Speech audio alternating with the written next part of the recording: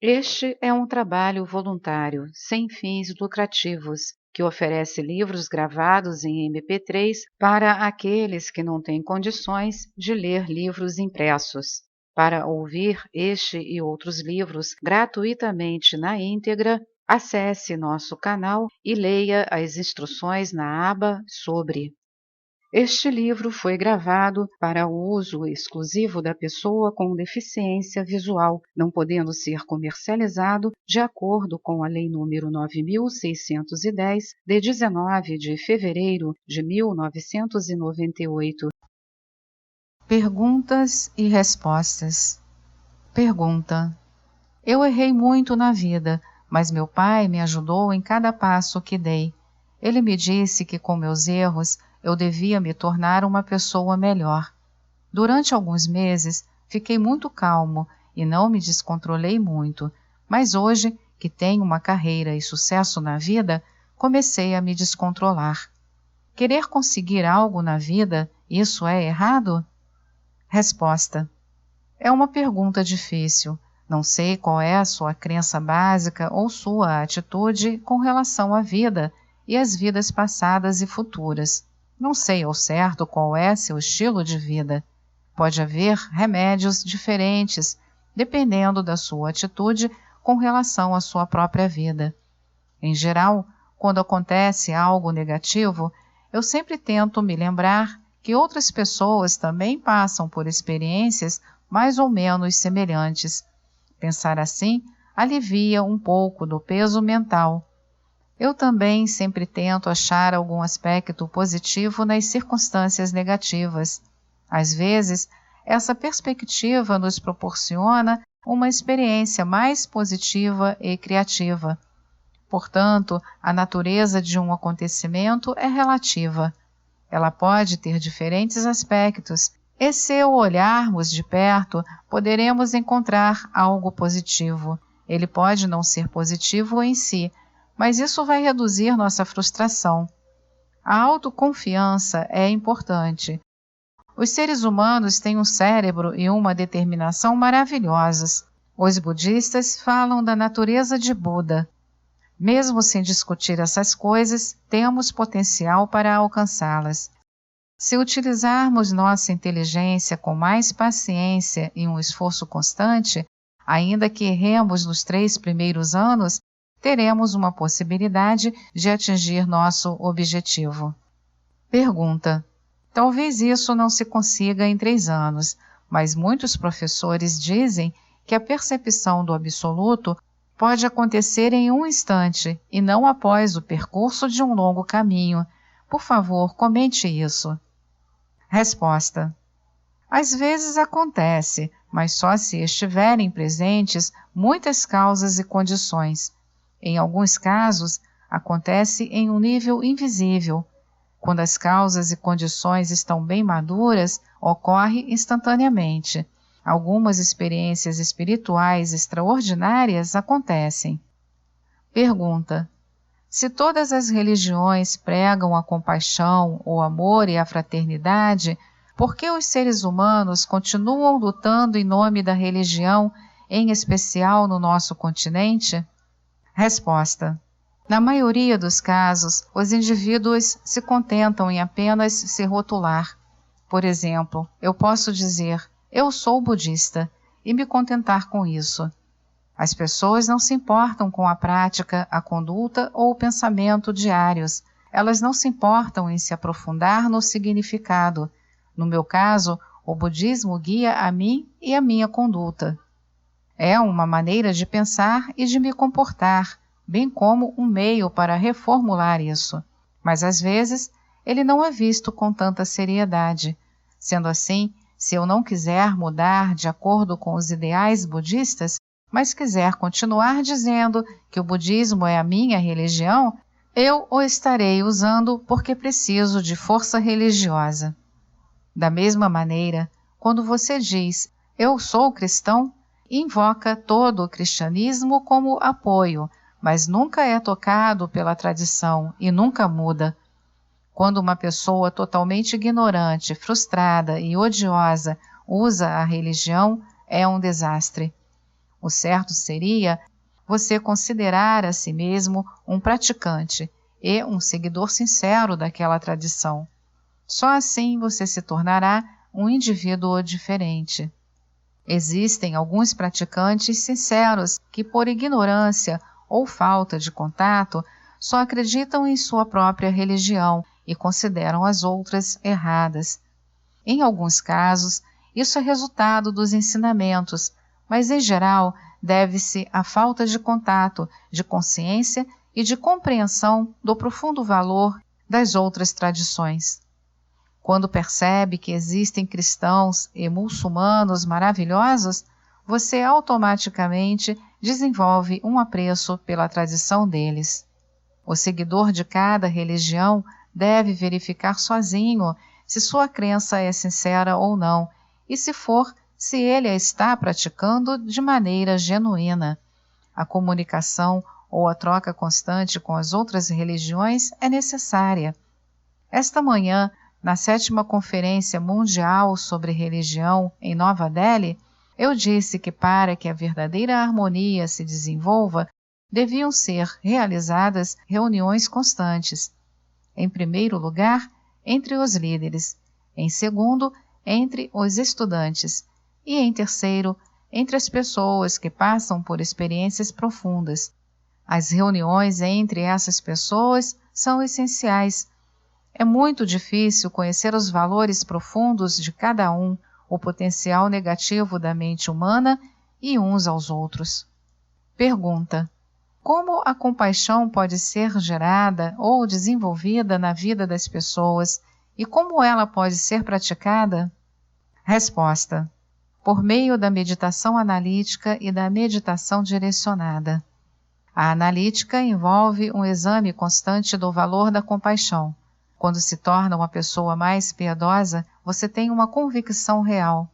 Você se torna mais calmo e feliz, tem menos medo e mais autoconfiança, abre sua mente e se comunica melhor com as outras pessoas. Você ganha mais amigos e mais sorrisos. Por outro lado, examine o ódio. Que valor ele tem? O ódio destrói a felicidade da pessoa, da família, bem como a felicidade em âmbito nacional e internacional. Se você fizer um retiro de 3 anos para meditar sobre o ódio, não se sentirá mais calmo, mas cada vez mais desconfortável e, finalmente, perderá o apetite, o sono e a vida. É isso que o ódio faz. Assim como um cientista, devemos sempre tentar examinar os aspectos positivo e negativo das coisas.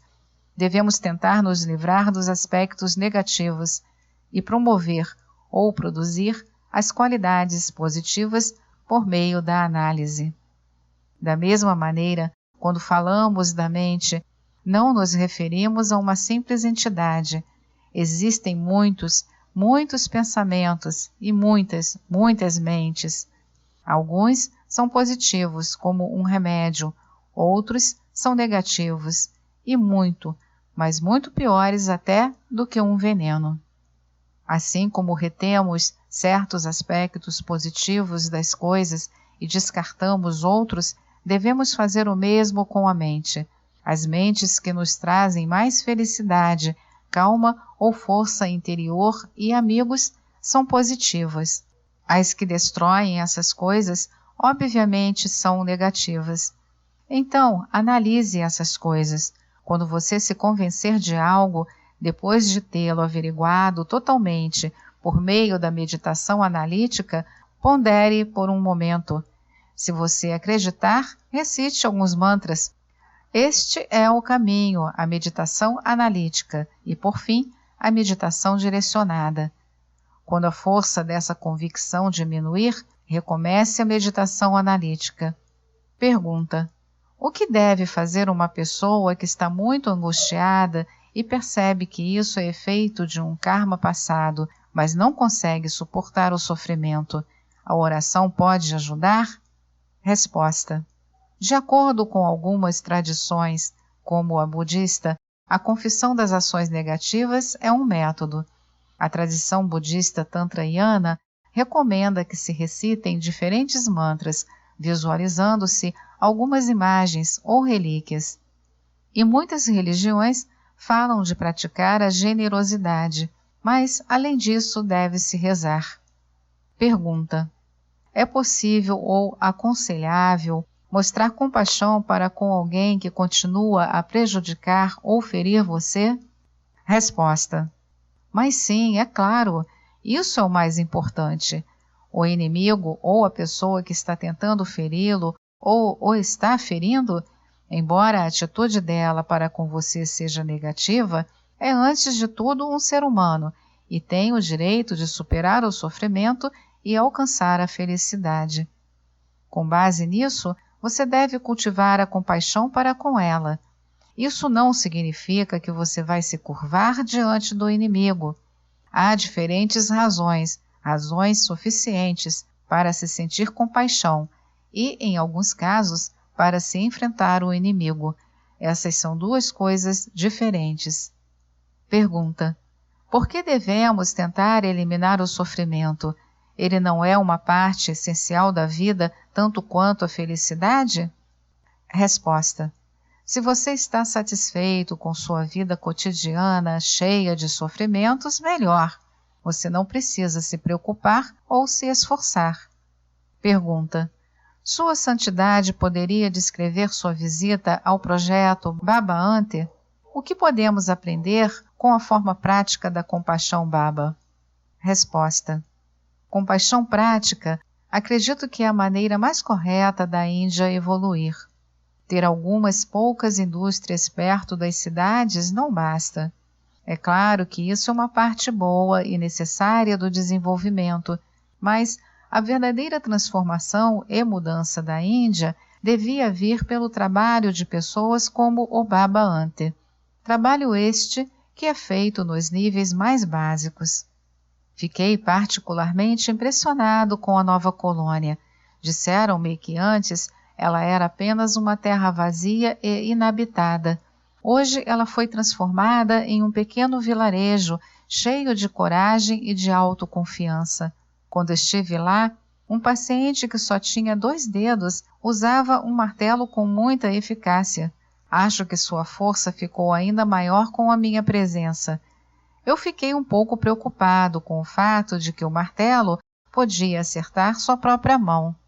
Aquele lugar era cheio de vida e as pessoas não sofriam com sentimentos de inferioridade, mas sim de igualdade. Apertamos nossas mãos sem qualquer hesitação. Foi tudo muito maravilhoso, muito bonito. Fiquei bastante impressionado. Pergunta: por que viemos a este mundo? Resposta: a natureza é a natureza, não existe resposta. Pergunta: o Senhor disse que o desenvolvimento apropriado da motivação é o fator-chave. Como desenvolvemos essa motivação? Resposta: acho que já expliquei isso.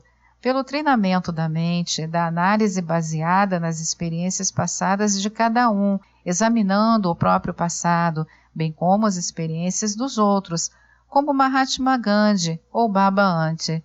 Quando conheci Baba, apesar de suas dificuldades físicas, ele estava sorrindo, cheio de vida, cheio de ânimo e radiante. Pessoas como Hitler e Mao Tse-tung também têm um poder tremendo, mas são cheias de desconfiança e ódio.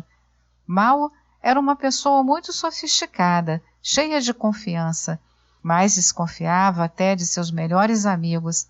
Quando existe essa desconfiança e o ódio, uma pessoa não pode ser feliz. Portanto, a compaixão é importante, porque todos queremos ser felizes. Pergunta: qual é o melhor método para frear o crescimento populacional? A filosofia budista tem um papel nisso? Resposta: com mais monges e mais monjas, é claro. Chamo isso de controle da natalidade não violento. Ele é necessário.